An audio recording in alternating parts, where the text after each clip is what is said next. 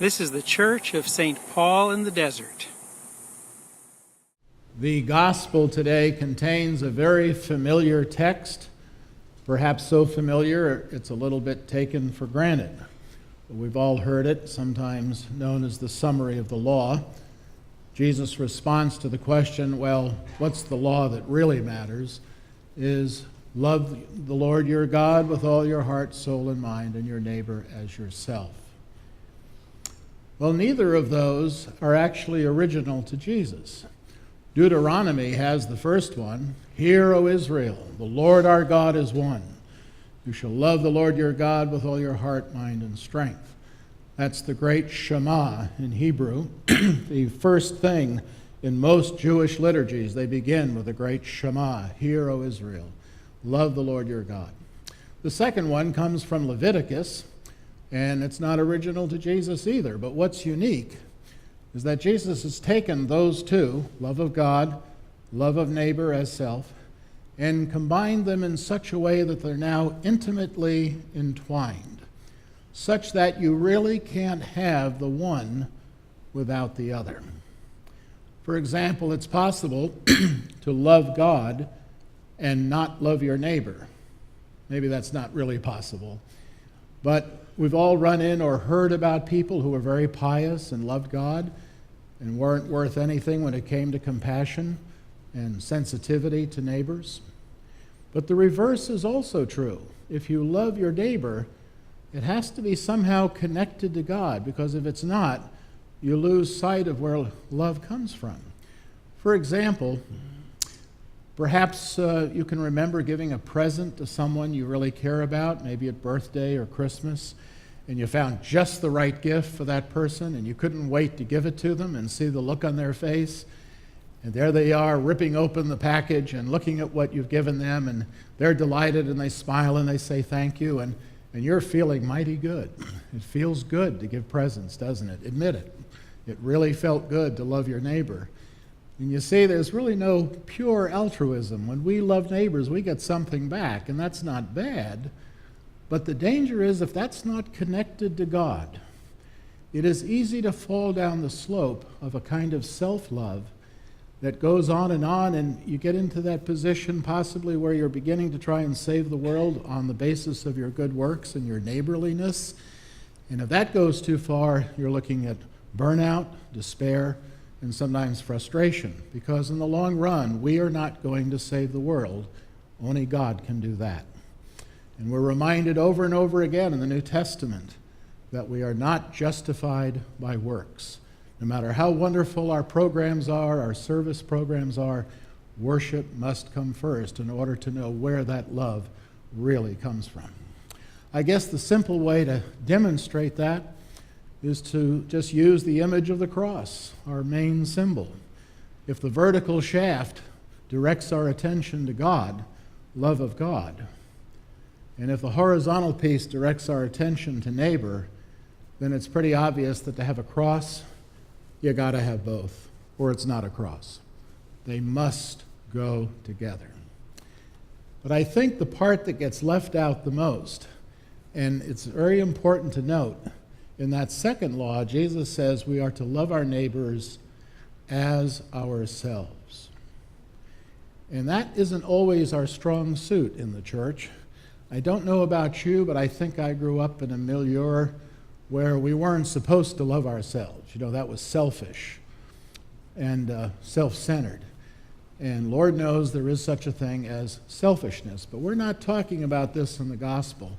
We're talking about loving myself just as much as I love you, because if I don't love myself, I'm not in a great position to love you very authentically for very long. In fact, if I'm making up for inadequacies from my background or childhood or lack of parenting or whatever, my loving you is a bit tainted because I'm making up for something I don't have. So it's very important to know that you also are a neighbor. Perhaps you've always run into or have run into or thought about, we used to call this the social worker syndrome. This is not a comment on social workers, but it was an image we used in training about, the person who's always helping, always reaching out to others, always being good, always being neighborly, always going the extra mile. The kind of person we thank every year at annual dinners and potlucks and banquets and so forth. We admire these persons, we think they're wonderful, and we admire and praise them, and then one day they crash because something was missing. And all of that driven, and I'm talking about particular cases here, in that drivenness to be always doing things for others, loving their neighbors, they weren't loving themselves. And then suddenly they got depressed, or they blew up, or they disappeared, or ended up in the hospital, or who knows what. And we wonder, what happened? You gotta love yourself. It's not selfish. I think a modern word that might describe what I'm trying to share today is a healthy sense of boundaries, to know who you are and to who you're not, what you can do and what you can't do. So maybe this text is a day and a time to recheck that word love that gets bandied about so easily, L-O-V-E. We use that very easily, and unfortunately in English it covers everything from your pet goldfish to loving your neighbor, to loving your spouse, to loving your geography, to loving your house, to loving your books, to loving your pets, to loving your causes. It covers everything. At least in the Bible, there's a little bit more precision. The Greek has 3 words for love. Eros, romantic or sexual love, the love of union, which is fairly straightforward. On the other hand, there's also Philios, love of friendship, filial, affiliation, love of causes, love of family, love of pets, love of geography, love of sunsets. And then there's agape, the Greek word for love of God, for lack of a better translation. Agape, or the love of God, is a little different in that it may or may not have anything to do with emotion or feelings or sentiment. I think we tend to assume that love will feel good. Sometimes it doesn't feel good. The agape kind of love is doing the right thing, whether there's any emotions attached to it or not, doing the just thing that God would do. The emotions are like the icing on the cake. If there is icing on the cake, enjoy it. Get the corner piece like I do, where the most icing is, and enjoy. And if there's no icing, it's okay because it's still cake. That's very important to know, that it's not necessarily as we would expect it to be sometimes. Let me share with you 4 quick examples on my list. Perhaps you could add some on your list of what agape looks like. The first one that always comes to mind is if you say you're going to do something, like you volunteer in a church group or a committee or in an organization or wherever. If you volunteer to do something and you actually do it, that's love. How many times has someone in churches or organizations said, I'll do that, and then you come to the next month's meeting and, I forgot, or I was out of town, or I couldn't do it, or something went wrong. Maybe it really did.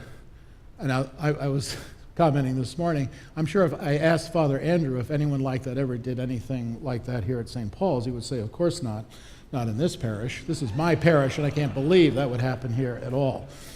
This is my adopted community. But when you give your word and actually keep it, you're being agapeic. Here's another example. Many of us own pets, animals that really are important to us. We cherish them. They're like our family. We care about them deeply. But there comes that day or time when the veterinarian says to you that, the quality of life is no longer there. The back legs don't work. It's obviously hurting, cat, dog, or whatever. It can't be what it needs to be as a dog or a cat or whatever species it is. And there's nothing we can do. It's an old animal now. And you suddenly realize that you're going to probably put your pet to sleep. That is absolutely contrary to what your emotions would want to do, isn't it? Your emotions want to keep that dog or cat or friend alive as long as possible. But the loving thing to do is to put them to sleep, even though it's contrary and counterintuitive. But that's the loving thing. Here's a third example. I assume many of you have flown on commercial aircraft, perhaps recently. You know that long speech they give at the beginning of the flight that no one's listening to anymore? About seat belts and how they buckle and where the flotation devices are and where the escape exits are and all of that. The part that I find interesting is when they get to in case there is a decompression or loss of air pressure in the cabin, and suddenly the oxygen masks will pop down. This is the part I like. The instructions are very interesting. Perhaps you've noticed this, perhaps not. The instructions always are, if the oxygen masks fall down, if you are traveling with a dependent or a child, you put the mask on yourself first and then deal with the child or the dependent or the elderly person or the disabled person, not the reverse. And I think our natural Western socio-Christian ethic would be, take care of the weak person first. Wrong. You might kill everybody that way. First, make sure you're okay, so you are in a position as the adult to care for the ones who might have a little bit more trouble with that silly little thing that just popped down. That's what loving your neighbor looks like on an airplane. It's counterintuitive, really. And finally, a little more advanced here, coming out of a marriage encounter talk I once heard, the subject came up about death, and we know, though we don't have to think about it all the time, that unless you're a lucky couple that goes down in that same airplane, the chances are, if you are in a relationship, if you have a spouse, one of you is going to die first. It's pretty likely somebody will go first. And the loving thing, this sounds a bit strange, but if you really love your spouse, then the loving thing, the agapeic attitude, would be, if that time has to come, and it will, that your spouse will die first. Now that seems counterintuitive, doesn't it? The natural thing in our culture is, oh, take me first. Let my loved one live. I'll go. I'll be the one that dies. Why couldn't it be me? That's the sort of the Hollywood and natural way of thinking. It seems strange to want your spouse to die first, unless, of course, you had one whale of a fight the night before. But think about what happens. When a person dies, we Christians know that when we pass that veil, we enter a new realm of reality that we cannot describe very well, but it's the native realm of Jesus, the risen Lord. It's where God dwells, and yes, they are safe. And even if you don't believe in God, at least it is the place where the battle has ended and there is rest, peace, and a cessation of suffering. Who's the one who suffers? The one left behind, the griever. And I would guess that there's folks in this room and in many rooms like it who obviously have experienced that pain or experiencing it right now, because that's what happens if you're left behind. It sounds counterintuitive, but the loving thing is to wish for your partner to not have to go through that pain. To put this all in its proper theological context, recall and be mindful that the cross of Jesus Christ, on which he died a brutal and vicious death, that cross did not feel good. But it was what was necessary and what love required in that context.